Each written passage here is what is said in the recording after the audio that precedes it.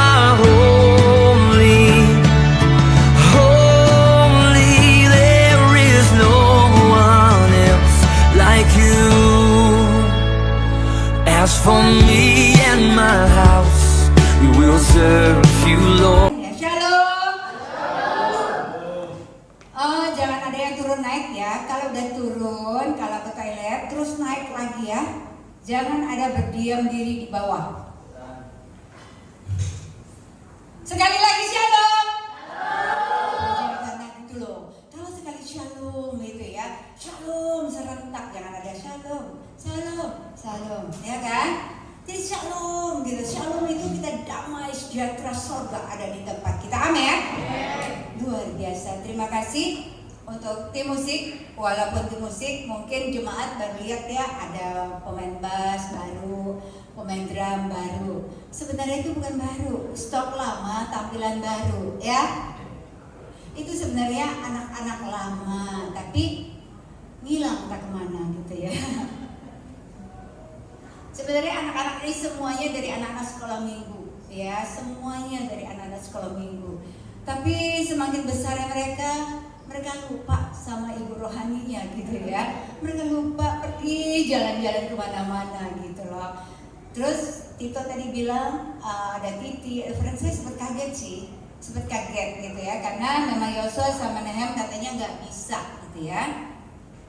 Tapi kalau mau kembali ke rumah orang tua itu monggo ya. Monggo nggak sih? Monggo kalau mau kembali ke rumah orang tua. Karena kenapa? Sejauh apapun kamu pergi, pasti kamu punya orang tua kan? Sifrannya mana? Jangan dibawa ya. Yang dibawa naik ya. Dibawa itu nggak ada dengar firman. Yang ada main handphone. Ya. Saya ingin setiap kita belajar.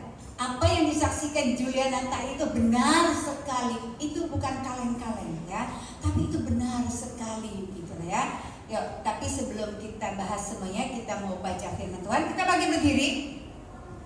1 Korintus 9 ayat 25. Kita bagi berdiri semuanya. Ya, tampilkan di depan.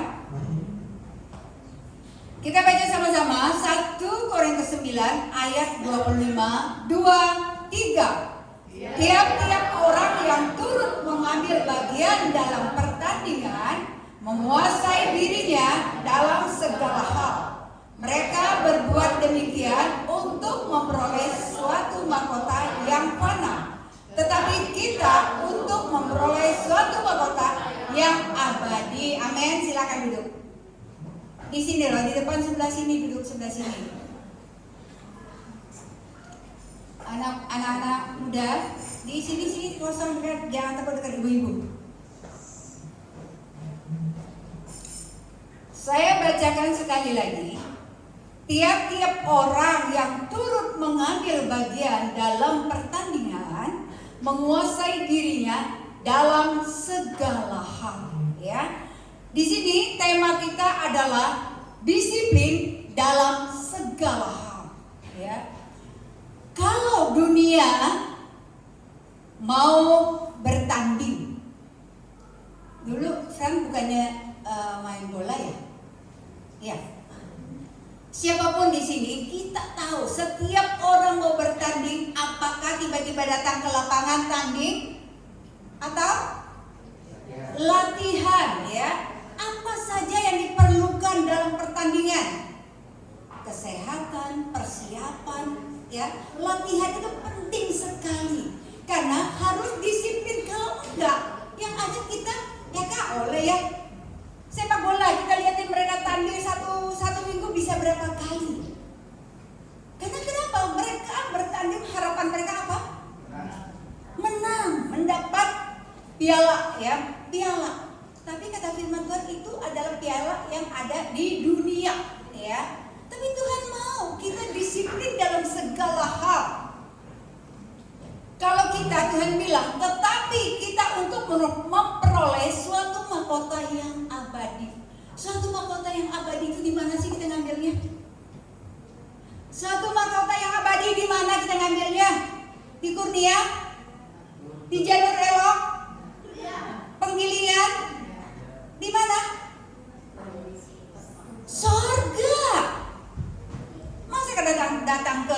Kurnia ngambil mahkota. Ya kan dia ada di Kurnia, gitu ya. Jadi memperoleh suatu mahkota yang abadi itu adalah kita perlu disiplin dalam melakukan semua firman Tuhan. Apapun. Nggak disiplin emang bisa tiba-tiba greng. Tadi aja si Ruth latihan kan? Latihan kelamaan sampai jam 10 lewat. Itu tuh, coba kalau disiplin itu datang jam 8, setengah 9, jadi itu waktunya. Disiplin itu penting sekali. Tanpa disiplin yang ada kita asal-asal. Terus kalau kita memberi kepada Tuhan asal-asal, kita dapat juga asal-asal, Bapak Ibu, Saudara, anak muda. Ya? Seperti tadi Juliana saksikan Donson, dari dulu diingetin. Coba kalau dia disiplin apa dia omongin istrinya, gak sakit kali sekarang. Benar gak Juliana? Karena kenapa? Karena kedisiplinan itu susah untuk dilakukan. Susah gak sih? Susah apa gampang disiplin itu? Susah untuk melakukannya. Tante, maaf hari ini saya gak bisa masuk. Kenapa? Kerja. Tante, hari ini saya gak bisa masuk. Kenapa? Ada urusan. Gitu loh. Jadi susah memang disiplin itu. Tapi kalau kita mau melakukan disiplin dari hal kecil, itu kita akan peroleh hal besar. Ya.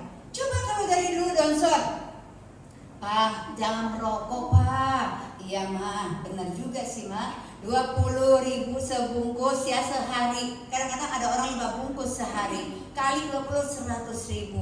Kumpul-kumpul berapa duit ya setahun, 2 tahun, sampai puluhan tahun. Jadi kita itu perlu disiplin. Sekarang kita dengar ya, hal apa? Semua hal, segala hal. Saya bilang sama suami saya, kita harus disiplin deh, sekarang kita nabung ya, nabung. Dengan cara apa? Dia getol nabung beneran, dia getol nabung dalam arti dia beli celengan nih. Pertama beli celengan bebek kecil, terus beli bebek gede gitu ya. Terus saya juga beli kalengan gitu, kaleng. Karena kenapa? Kalau kita nggak ada yang kita yang harus kita lakukan, kita juga lewat aja tuh. Duit berapa di tangan kita juga lewat aja gitu ya. Tapi kalau di depan kita ada celengan yang kuduk, kita masukin, akhirnya kita masuk. Saya lihat ya, rajin dia ya, pulang kerja udah lipet-lipet dimasukin gitu ya. Kita juga ada amplop. Amplop itu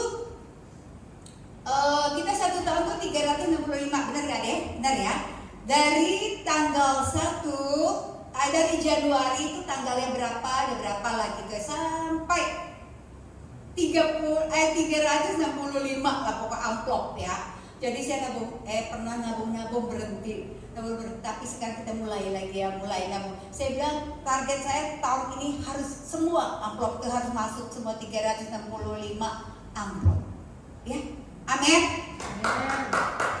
Benar.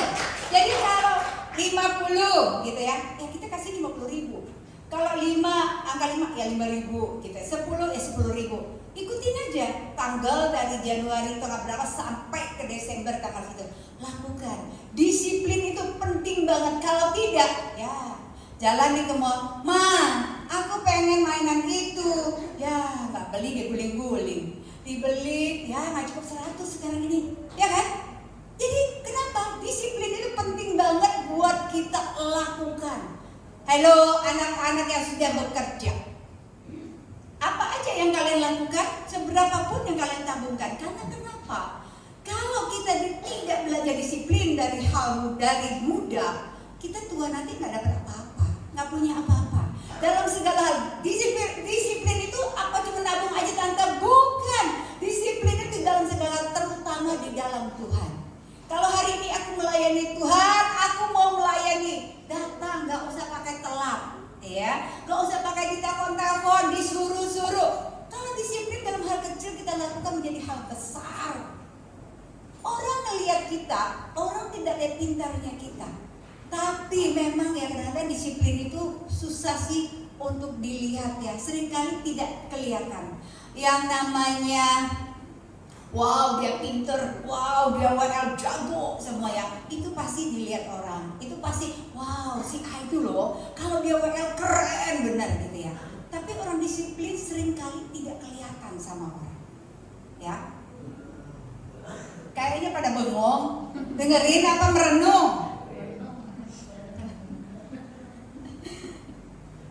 Ayat 26 berkata, sebab itu aku tidak berlari tanpa tujuan dan aku bukan petinju yang sembarangan saja memukul, ya. Sebab itu aku tidak berlari tanpa tujuan. Setiap kita berlari-lari di dalam Tuhan itu kita punya tujuan. Tujuan kita adalah keselamatan, ya. Tujuan kita adalah sorga. Jadi kita tidak asal-asal ibadah. Ngapain sih mau ibadah tiap minggu? Nggak tahu. Pokoknya menuhin kursi aja. Terus apa aja sih yang lo terima di gereja? Ya, pokoknya abis ibadah kita makan, ya kan? Terus tujuannya apa? Ya nggak tahu. Pokoknya masuk ya masuk, duduk ya duduk, pulang ya pulang. Pokoknya pulang kita dikasih makan, ya udah kelar. Itu. Jadi kita itu ke gereja kita harus punya tujuan. Tujuan kita apa? Firman yang kita dengar itu tanamkan dalam hidup kita. Apa yang harus kita lakukan buat Tuhan? Jangan kita asal-asal. Itu petinju, kalau ngasal-ngasal tinju, bukan dia ninju orang ninju tidak, yang ada bogem lah ya, yang ada ya langsung KO katanya gitu ya. Itu. Jadi kalau kita datang ke gereja, datang cari Tuhan, itu yang terpenting. Firman apa? Kamu hari ini ke gereja, kamu rajin banget deh ke gereja ya. Apa yang kamu dengar firman hari ini? Gak tahu. Pokoknya lucu aja kan. Gak tahu. Tantenya marah-marah. Nah, ya kan? Itu kalau kita tidak menyimak, asal kita tinju. Kita ya gitu, sembarangan juga kita. Apa yang kita bicarakan, apa yang kita dengar firman tadi, kita gak tahu. Pokoknya dari sini gue duduk manis aja dia dengerin. Terus nanti apa? Gak tahu. Ya, disiplin. Kuping kita juga perlu disiplin. Ya, telinga kita itu perlu kita disiplin juga untuk mendengar firman Tuhan. Ya, untuk membaca firman, kita lihatin baca firman. Coba lihat dihitung nih jemaat ada berapa? Ada aja Juliana, ada berapa yang tidak baca firman Tuhan? Disiplin gak itu? Pelayan tidak disiplin baca firman Tuhan, coba. Kita malu sama siapa? Bukan malu sama suami dan istri. Malu sama Tuhan. Alasannya apa? Malas gue baca. Alasannya apa? Gue capek baca. Alasannya apa? Ngantuk gue kalau baca. Tahu gak? Saya kasih tip untuk baca firman supaya kita tidak ngantuk. Kalau kita baca terus 5 pasal duduk, saya juga sejujurnya ngantuk. Tapi kalau saya gak mau seperti itu, saya baca firman sambil jalan. Jalan mondar-mandir. Mondar-mandir, tahu 5 pasal atau 10 pasal kelar. Gak ada ngantuk. Coba duduk manis, pakai AC lagi ya. Coba. Pasti merem.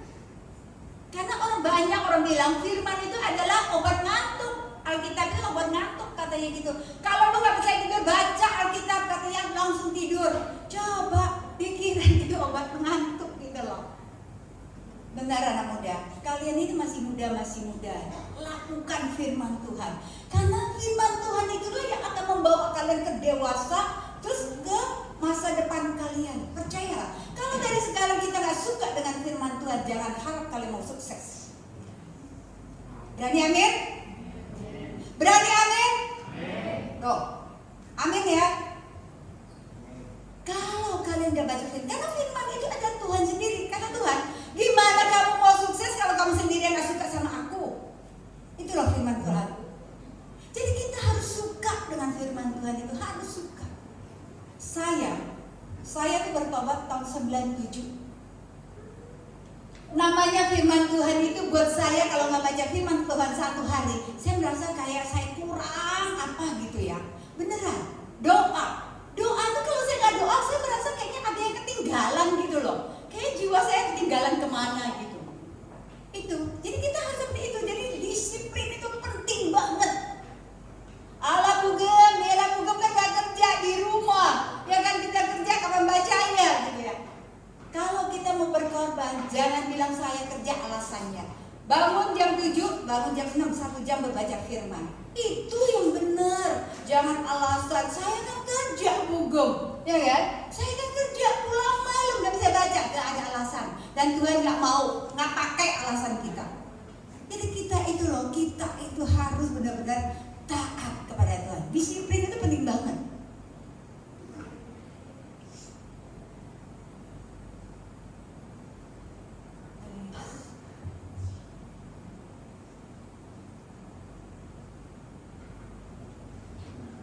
Tadi itu saya siapkan disiplin dan segala hal ini memang sudah dari seminggu yang lalu lah ya. Tapi dari pagi-pagi itu pas saya habis baca firman, saya buka di medsos itu berkata seperti ini. Sebab Tuhan terima kasih ya.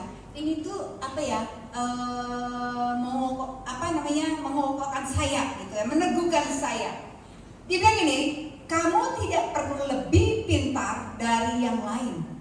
Kamu hanya perlu lebih disiplin dari yang lain. Ini kata-kata luar biasa. Sebenarnya kata-kata bijak buat saya gitu ya. Ini kata-kata yang luar biasa banget loh. Kamu tidak perlu. Kalau merasa, aku kan gak pinter. Aku gak pinter sekolah, aku aja gak tamat SMP atau SMA atau SD gitu ya. Tuhan gak nanya loh, ada gak di ayat firman Tuhan kita? Nanya, kamu sekolah harus kapan? Harus sampai di mana? Ada gak ayatnya Pak Fri?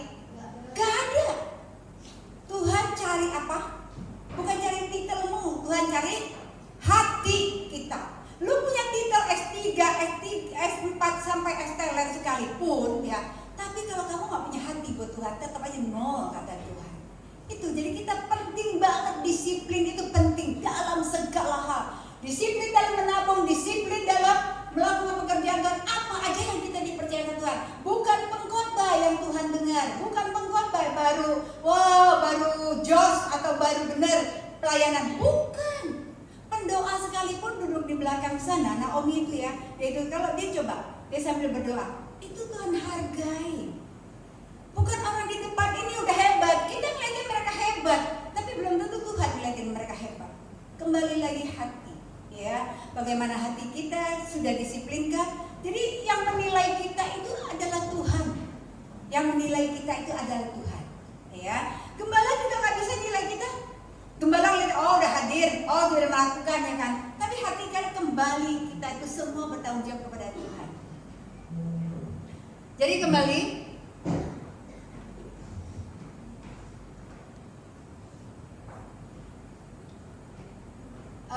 ayat 27, tetapi aku melatih tubuhku dan menguasainya seluruhnya, supaya sesudah memberitakan Injil kepada orang lain, jangan aku sendiri ditolak.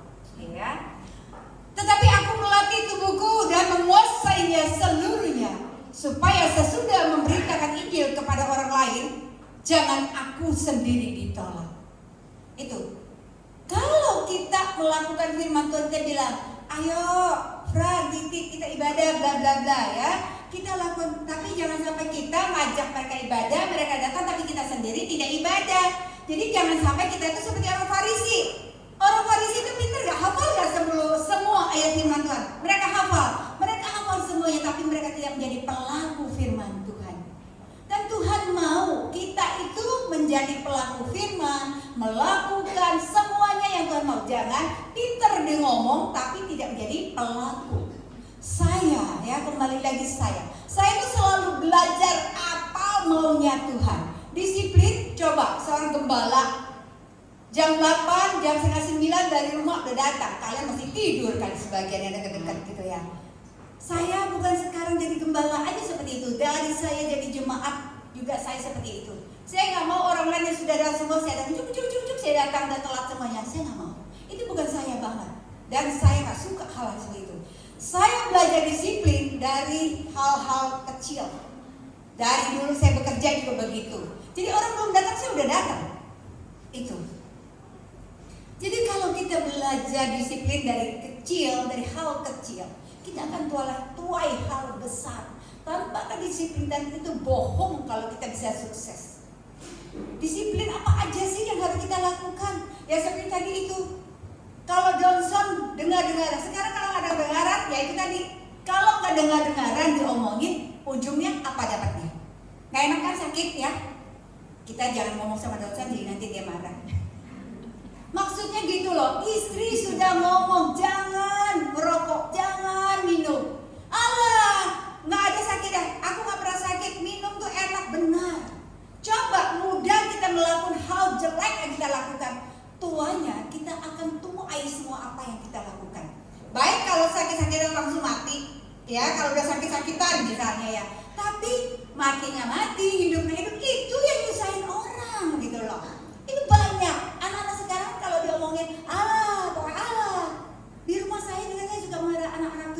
Esti, Bella. Kenapa ya saya lihatin tiap bulan ada batuk, ada pilek tiap bulan. Dia bilang kalian ini kenapa sih tiap bulan ya kayaknya sering banget batuk pilek. Ternyata dari apa kalau aku lihat ya? Karena kenapa? Anak muda begadang. Pagi jadi malam, malam jadi pagi, minumnya RS itu jos. Itu jos banget itu. Beneran, saya lihat anak-anak saya nggak ngeliat anak yang lain ya.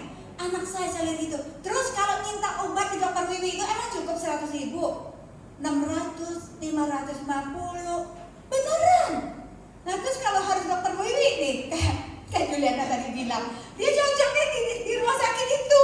Lah kalau saya juga cocoknya di dokter Wiwi gitu ya. Kalau nggak dokter Wiwi nih, kayak si Joel kemarin, si Iren udah halodoc ya.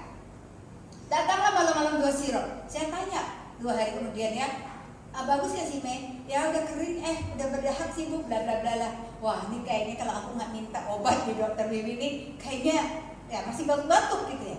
Pesan lagi dok, ini obat nih Joel dok, bla bla bla gitu. Datang lagi tuh 550, coba. Padahal ya coba kalau disiplin gitu ngomong, coba anak-anak ini suka aku marahin gitu juga ya.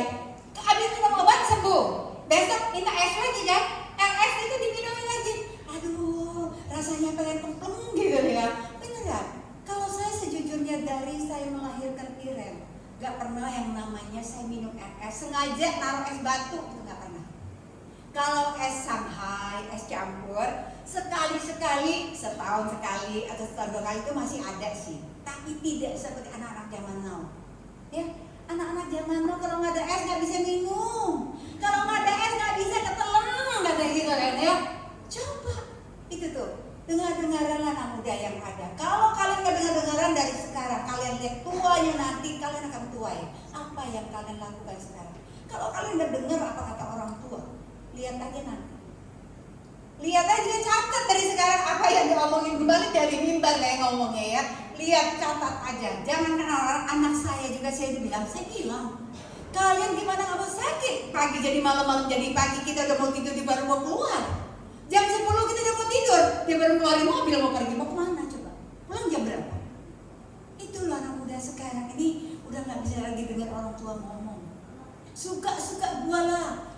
Mak, mumpung masih muda, nikmati masih muda. Ya, masa mudanya nikmati benar, ya kan? Mumpung masih muda, saya kalau ngasih tahu mbak-mbak saya di rumah, mumpung kalian masih muda, dapat gaji, disimpan. Jangan semua kalian habisin, atau jangan kecil-kecil udah mau nikah. Abis nikah, nggak ada duit, tuh mau minta sama siapa?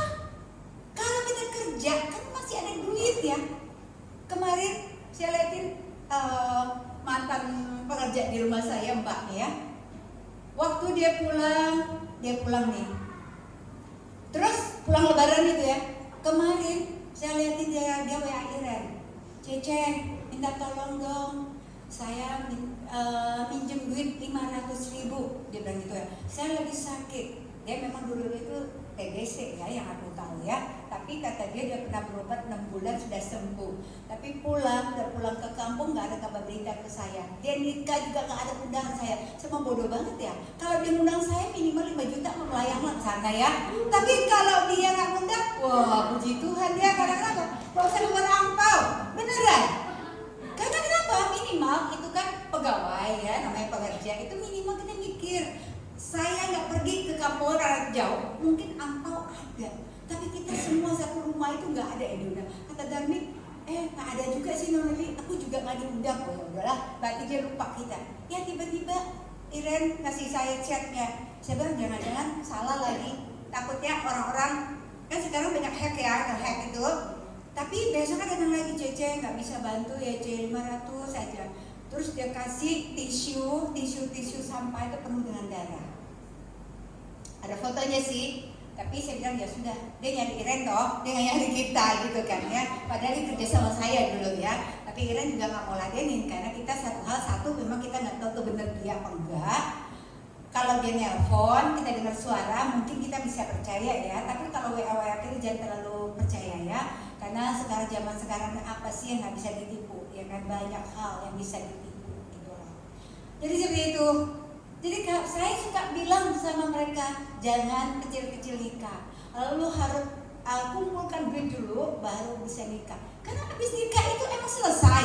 Enggak loh, ke depannya hamil, ke depan punya anak. Anak-anak itu kalau ada anak jangan cari sekolah yang termurah buat anak ya. Kalau nggak cari sekolah, kemarin sih ngomong sama Desi, jangan cari sekolah abal-abal. Saya suka ngomong abal-abal, bukan saya mau menghina orang juga. Jadi kalau kita sudah tahu kebenaran, jangan cari sekolah asal-asal. Karena kenapa? Kalau anakmu bodoh di depan, nanti juga bodoh. Tapi kalau kamu cari sekolah yang benar, ngajar yang benar, anak kamu tumbuh juga benar, masa depannya juga jadi benar gitu loh. Itu tuh yang saya suka gemes gitu ya. Buat anak mau cari yang murah. Terus bapak ibu kalau kerja buat siapa? Buat anak, tapi anak mau cari yang murah. Bohong banget itu buat anak.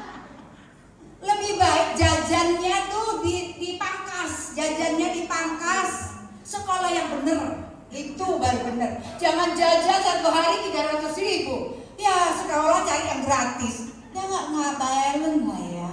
Beneran deh sih. Bener sih kemarin saya komentar seperti itu. Karena saya ngeliatin, waduh, Desi anakku sekolahnya kayak gini semua gitu ya. Mungkin anaknya sendiri yang enggak gitu ya.